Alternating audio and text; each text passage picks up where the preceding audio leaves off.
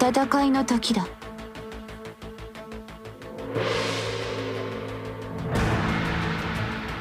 みんな助けに来たよ。りんごちゃん、今日もよろしくね。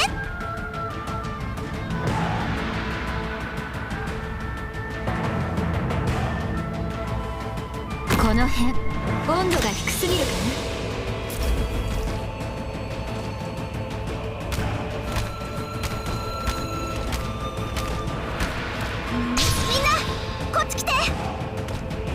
自分のための戦いを。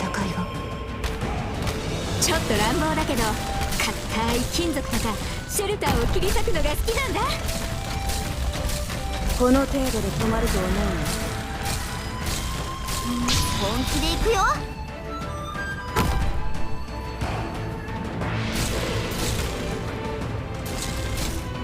諦めるな。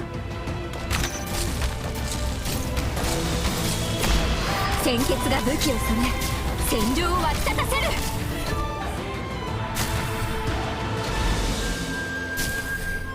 この程度で止まると思うな。獲物はどれですね。本気で行くよ。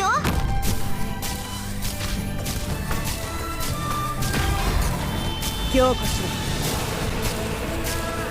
任せて。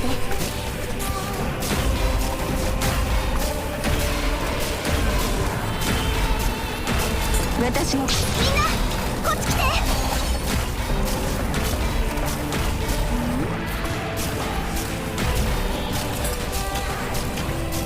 この切っ先はあなたの心臓に滑り込むまで1秒もかかりません。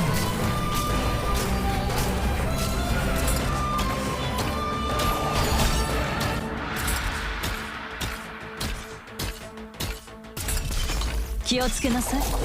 この海流は脆弱な命を飲み込みますよ。